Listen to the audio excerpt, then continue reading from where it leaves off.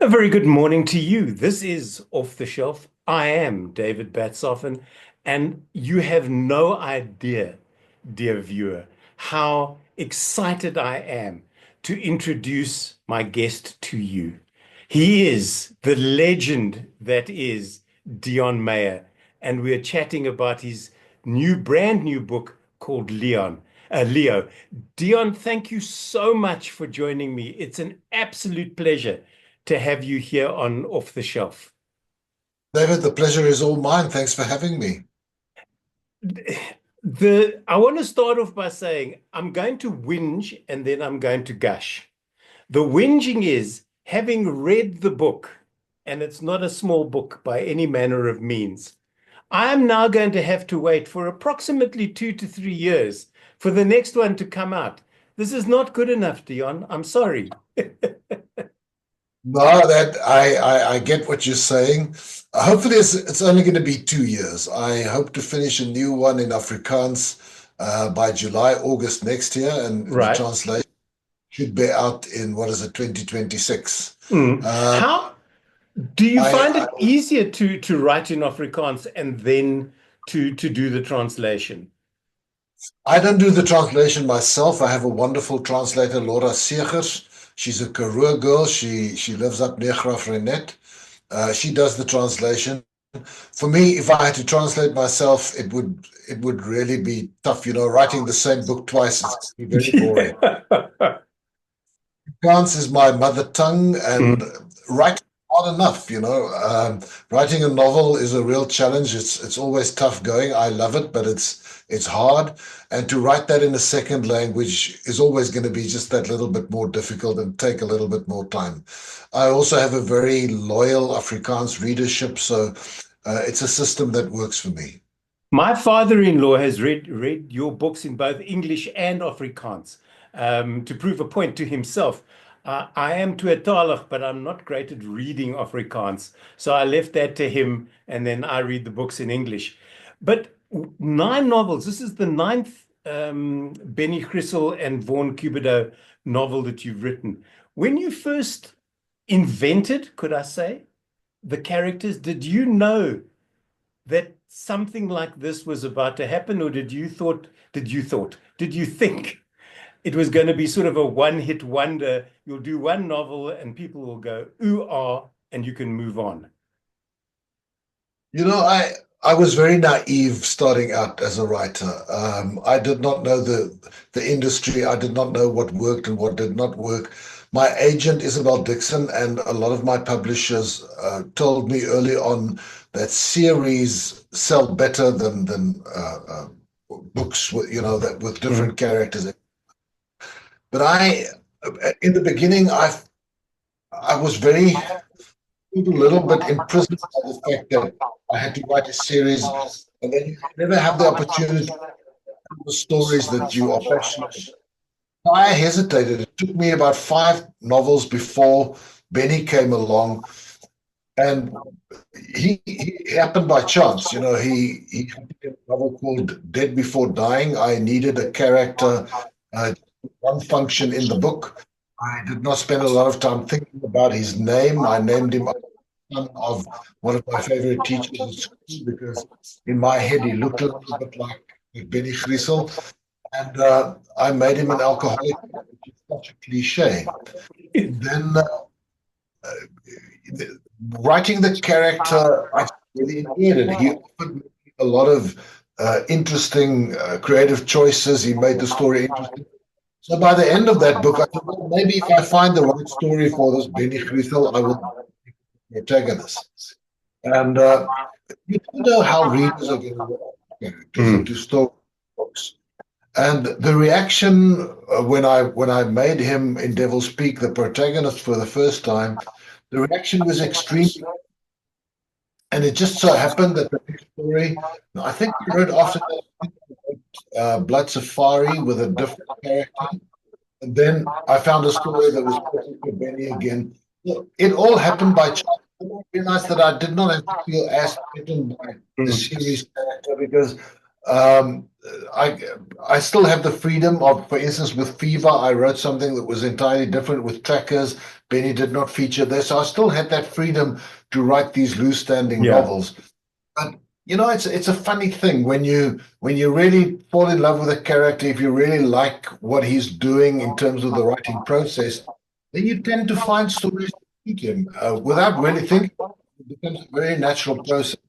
Yeah. Uh, Now he's very entrenched in terms of my readership, and I still feel that if I want to write a different novel, I have that freedom.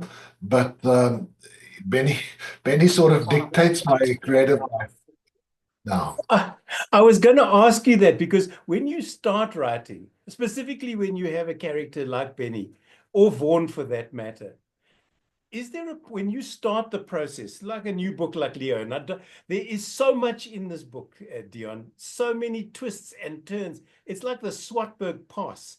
You think you've got it sussed out, and then it takes a dive down to the hell, and you've got to think, how am I going to get out of this one? But do you start off by storyboarding, and then do the characters go, I'm near, that's not what we're going to do in this book. We're going to tell you what you're going to write. And then they take over. Yes and no. I mean, I don't do storyboarding. I do that mostly in my head. I spend a lot of time thinking about the story, and then I do research, which also hugely shapes the story because what research does is it multiplies your creative choices in terms of the twists and turns of where you want to go, and often the ending as well, because you really want the best ending for the book that you can come up with. Um, so I have a very strong idea when I start writing about where I'm going. But for me, one of the great pleasures of writing is sort of discovering that part between the beginning and the end. And if it changes because of that, then that's fine too. Yes, the characters do have an influence in terms of sometimes you want them to do something or to say something, and then they don't want to do it because for me, I think for all authors, they are very much like real people. Uh, so you have to find another way of getting what you want from them. It's a negotiation. Yeah. Eventually, the story must be the story, and they do shape the story, and they do take the story into different directions. But eventually, it's still more or less the story that you set out to tell. Yeah. Both Benny and Vaughn, their partners, they seem to have all settled into a very nice rhythm and routine and loving understanding between themselves, and also the issues of alcoholism that have run through many of the stories and through Leo as well, but are beautifully handled because you could, I don't think I'm giving away too many spoilers, and I don't want to because I want people to go out and read this one. Um, when he drives past a bottle store or drives past a bar, there is a moment where he thinks, should I? Perhaps I could. I could excuse it. I could make an excuse to stop. And then he gets back to his partner and she goes, yeah, I know, I know. And then says, I've got very nice juice for you. And he accepts that. And it's, as a reader, it makes my heart warm that these characters have become part of my life and part of your readers' lives. And we care about them. We care about them deeply. And there was one line in your book, I wish I'd bookmarked it, where he talks about his daughter, about Carla. And he mentions what a beautiful and loving child she is. And I turned to my wife and I said, this line makes me want to believe that Deon's going to kill her off. And if he does, I'm flying to Cape Town as soon as we get back, and I'm going to smack him with the book. Because it's one of those lines that you see in an obituary, she was a loving and caring child. And I thought, no, Deon, you cannot do this to me. Right. I think in Devil's Peak, Carla came to some harm, Mm, and you did that once. You can't do that again, no. especially. I mean, it would destroy Benny if he lost one of his kids. He's worked so hard rekindle And his then, yeah. relationship. So I would never do that. As a matter of fact, you can do one book in which a cop's children become part of the story and they're put in danger, but to do it again, that would be lazy writing. So no, Yeah. Carla is. Sure. I'm so happy. You talk about research, and I have a habit of when I read books like yours and weaponry is involved, I Google the weapons concerned to see A, if they exist, and B, if they're capable of doing what the writer intends them to do. And you do exactly the same. All the weapons are mentioned by name, even down to the Gerber thrusting knife that is being used on some of your characters. Do you enjoy that part of these novels, Deon? Putting together the kits that your baddies, for want of a term, are going to be utilizing. Yeah, I love it. Firearms, I think a lot of us who were in the military, we all had first-hand knowledge of firearms. I am fascinated by that. Whenever I use a weapon in a book, I always try to maybe get a hold of one and go do some shooting. Oh, okay. It's not always possible because some of the firearms are quite rare, Mm. but no, it's I've been in the last year or so. I've been doing a lot of shooting because of the book that I want to write now. There might be a good shootout scene with some pistols, Benny Z88. So I've been doing a lot of 9mm shooting. Okay. See how hard it is to be accurate at any distance further than 5 or 6 meters with a handgun. Yeah. So something that I love. It's a process. When the story needs a firearm, I go do some research on what are the available firearms that would suit the specific circumstance in the book, and then you find all these very fascinating, interesting firearms, and then obviously when I decide on one, I put the name in the book. It's I think it's fun, especially for people who know firearms. It might be a little bit of added. Now, I think it adds a lot of layers, and also the fact that you use places like Arabella features quite. And I've been to Arabella, and I know where the 16th hole is, so it makes it a little bit more exciting for me. But what was interesting again for me is we all know what this book is about. Those of us who have read it, and those of us who don't, you're in for a bumpy ride, people, because it's glorious. And number one is mentioned more than once, but quite by the name that we know him.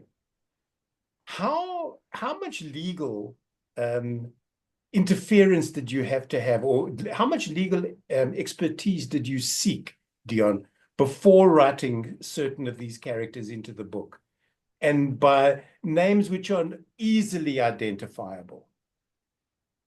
I did not take any legal advice before writing the book, but obviously I took legal advice after finishing the manuscript. Mm. I simply don't have time to get tied up in all sorts of lawsuits. So you have to be a little bit careful. But Mm. I think legally we're on safe ground. But readers who are in the know will more or less know who inspired some of the characters. Let's For put. for sure, and even down to the ship towards the end of the book, I laughed out loud because I remember what the minister said when asked what was on board that ship, because his answer was very funny. It's such a fascinating country, and so many interesting things happen in this country that you can't help but slip it into the story here and there. No, you can't. The book was almost written for you. Certain of these characters, if they hadn't existed, if you'd written this and we didn't know about them, we would have gone, no, that could never have happened. Three Indian brothers take over an entire country and put billions of dollars and gold into a warehouse. Can't happen.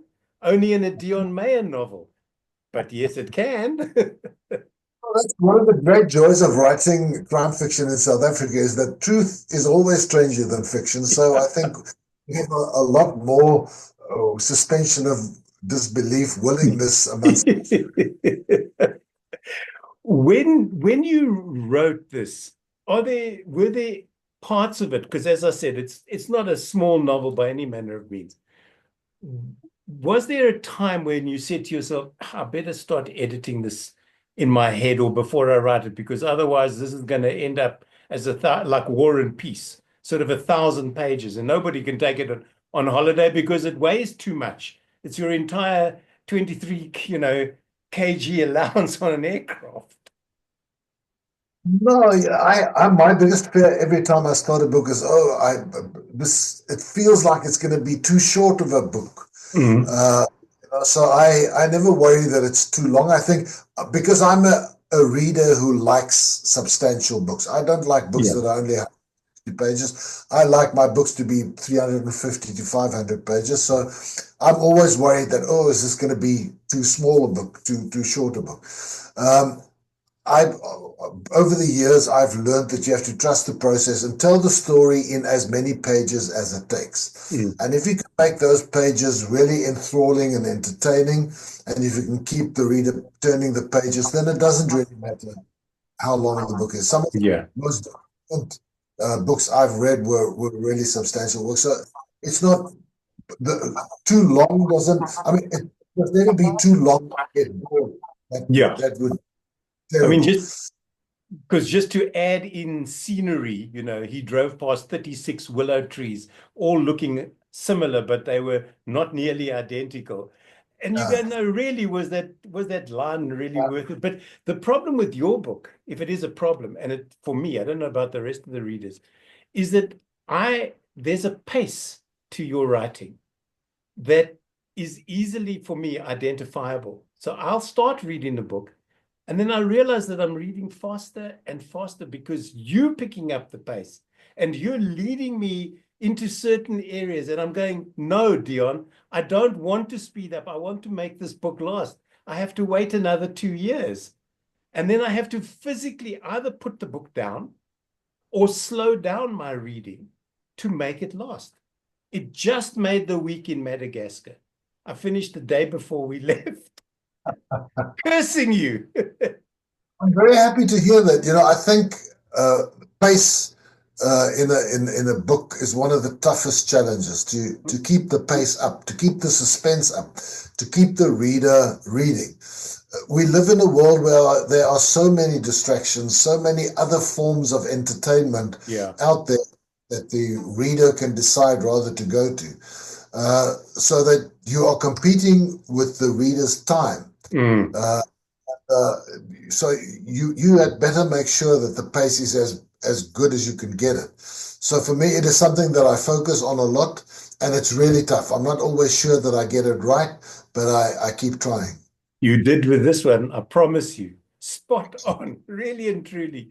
And I want to sort of stop talking about the book itself at about the halfway mark because from there on, again, it picks up. You use timelines very cleverly because I'd wondered how much research you did because you'd say like at 6:10, this happened. At 6:40, X happened.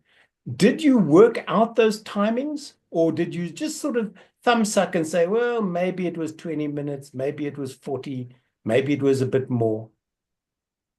No, I spent a lot of, that was this book in terms of getting the timeline right was probably the toughest I've ever done. I make spreadsheets in Excel, and then I go and I measure certain, especially there's a description of trucks traveling down from Johannesburg down to Cape Town. Yep. I did a lot of research on what would their speed be, how often would they be taking in field.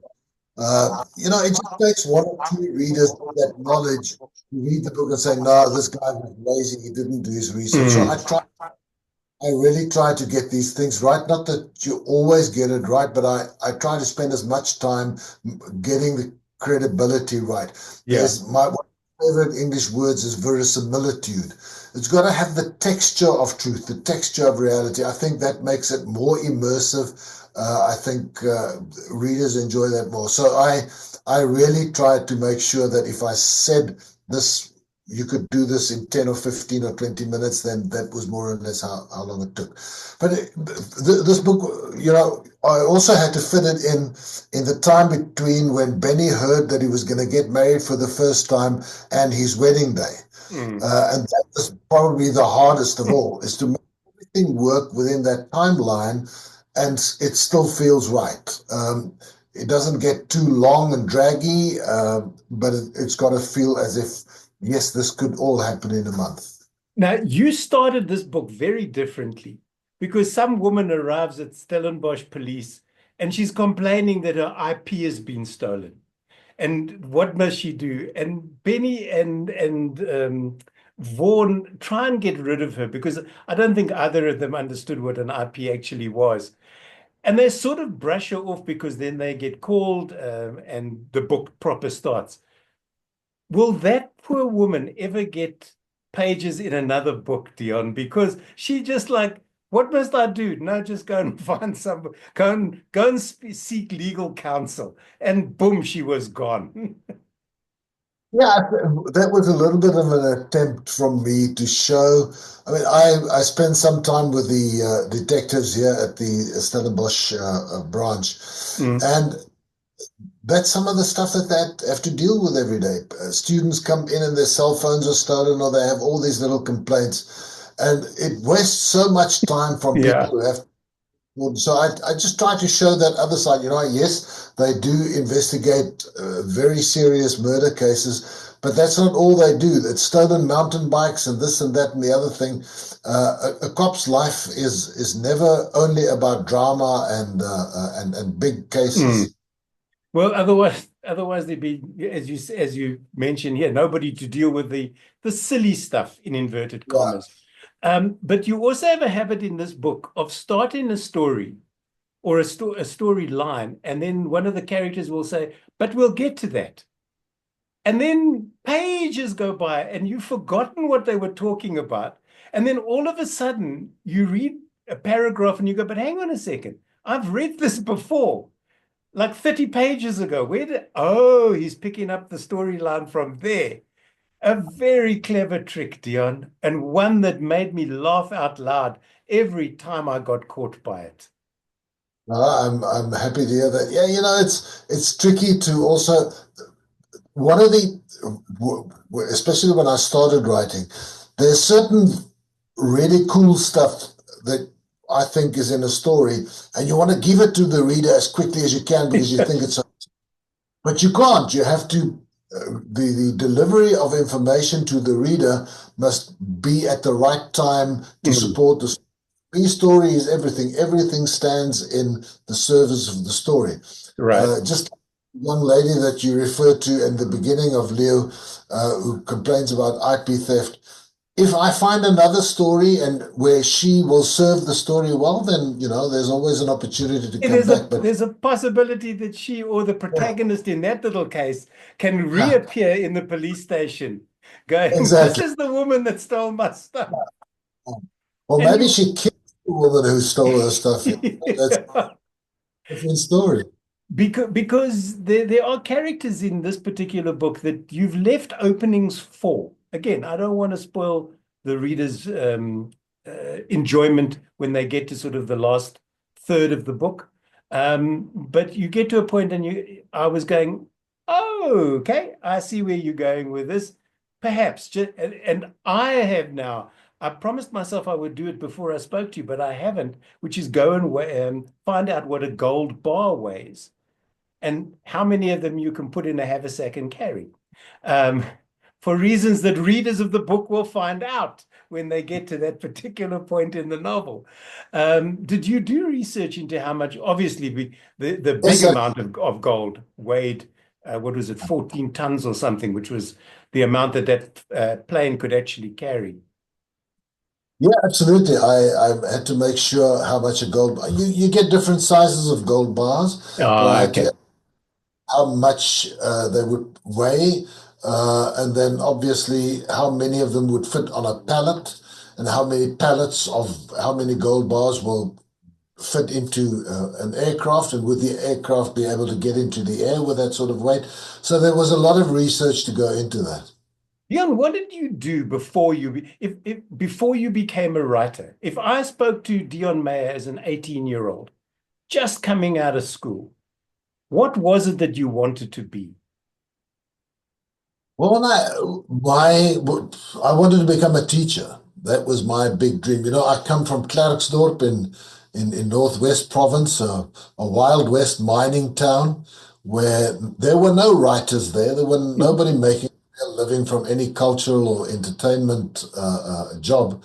So if you were very smart, you became a doctor or a lawyer, and if you weren't that Right. smart, you could aspire to becoming a teacher. And I I loved literature, and I loved history and geography. So I thought I'd try and become an English teacher or a Mm. geography or teacher. I went to university. In my third year, we did a lot of uh, uh, aid to the township in Potch to help kids get through matric. And it was then that I realized that if I had to spend the rest of my life giving the same lessons every year to other kids, it's probably not going to be what I want to do. I think it's an incredibly noble job. I think good teachers are worth their weight in gold. If I just think about how many great teachers had a big influence on me and my writing, but also me as a human being, then Right. I think it's a fantastic job, but I realized it wasn't for me. And then almost by chance, I got a job at Die Volksblad, a daily newspaper in Bloemfontein. And I took it, and I just loved it. Writing for a living, I mean, Mm. and so yeah, that's how I got into journalism, and then advertising industry, and then finally writing full time. Are you a conscientious writer? So when you're busy doing a novel like Leo, do you wake up at a certain time every morning? Do you write for X number of hours or so many thousand words a day? What is the process of putting a book like this together, aside from the deep research that you do? Right. Yes, I think you have to be a conscientious writer. If you want to make a living from writing, then you got to sit down and do it, and then it's 7 days a week. Obviously, in since I started writing full time, there's always book tours and book launches, and I got involved with television,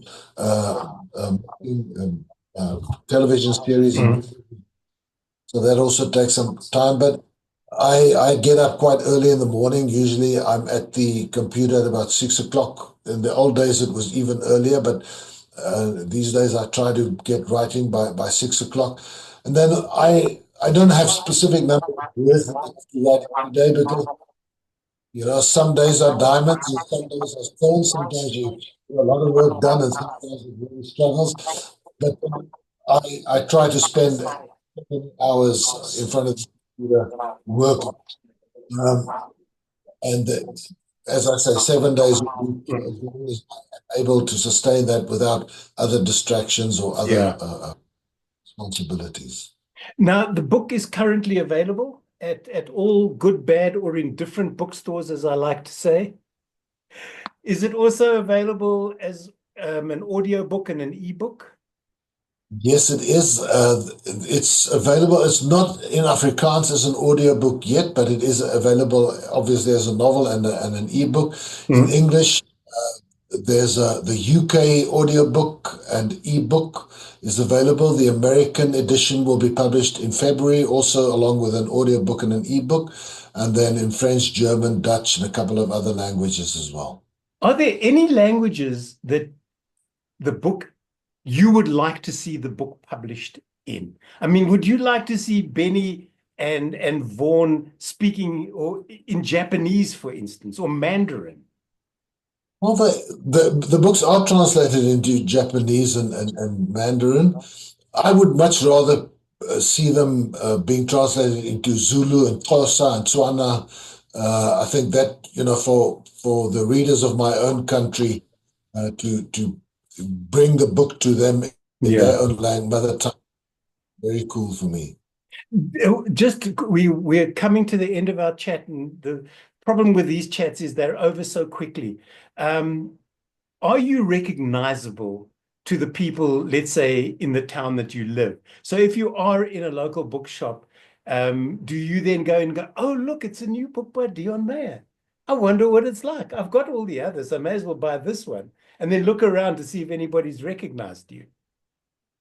Yeah, sometimes it happens. Luckily, we live in Stellenbosch, where there are a lot much more famous people living there, and I think the town sort of used to it, so it's not too big a deal. Mm.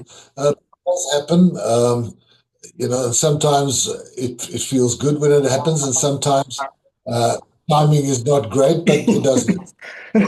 And if the book is in the bookstore spine forward, would you very simply just go, no, let's put it this way so people can see the whole cover? I do when I'm traveling in Europe and I'm Right. in a bookstore, I see my books are not displayed as prominently as I would like. I would sneak in and turn it around. Yeah, all authors do that, I David. know, I know. I dated an author many years ago, and she and I used to go out on a Sunday to the bookshops and do exactly that. Move her book around. If it was in the local section, we'd go put it in with international novels, that type of thing. Let's give it the biggest audience it could possibly have. And we had a lot of fun doing it. We really and truly did. Guys, this is a stunning read. I've just come back from Madagascar. The book took some strain in Madagascar. The humidity got to it. The front cover didn't quite last the way it should do, but it's a great holiday read. It really and truly is. And a book to keep, not to read and then sell it on. People must go and buy their own copy at full price so that Deon can take time to write another novel.